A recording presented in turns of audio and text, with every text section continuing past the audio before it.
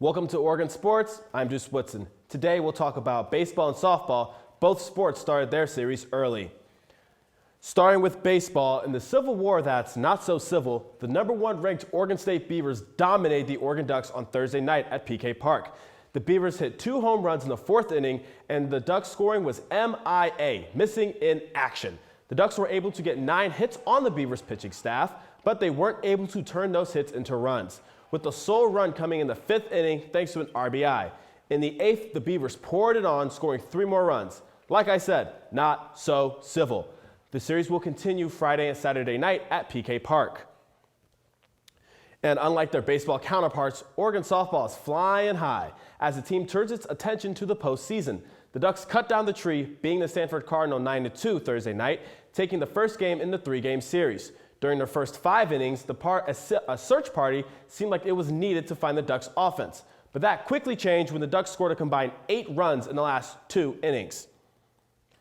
And from bats to swords, reporter Spencer Guymont summons his inner Zorro and shows us there's more to fencing than just swordplay.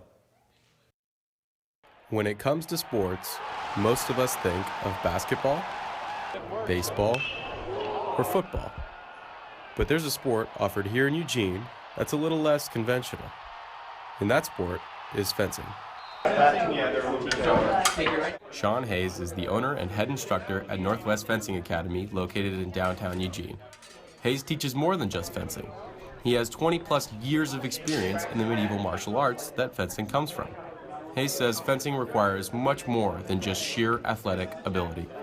When you pick up that sword and you face off against somebody else, you have to outthink them. You don't just outpower them, you don't outhit them. You have to outthink them and make their sword work in a way that works for you.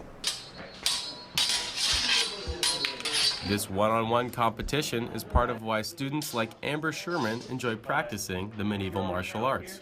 I've been a runner, but no organized sports. So this is kind of a great middle ground between being in a team environment, but still having that personal competition that you would get from something like running.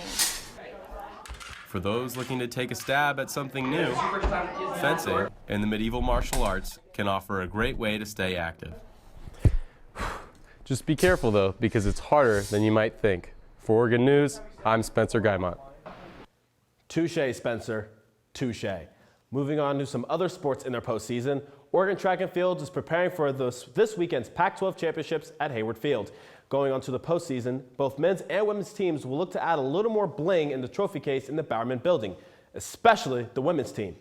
The women have a chance to do what's never been done in program history, win the Triple Crown. The team already won the cross-country and indoor national championships, but now there's just one more. Distance runner Maddie Schmadek talked about this crowned jewel. The Triple Crown is on everyone's minds. I mean, we've done 2 out of the 3, so it's hard not to get too excited about that. Events for this event start Saturday at 11:35 a.m. And speaking of winning women, the Oregon women's golf team is headed to Sugar Grove, Illinois to compete in the team's second straight NCAA championship. This past weekend, the team finished 3rd in the NCAA regionals in Lubbock, Texas, the best regional finish in program history. Last year, the team reached the quarterfinals, tying for 5th place. The championship begins on Friday.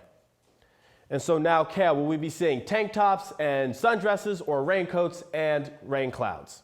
What were you thinking, wet or dry?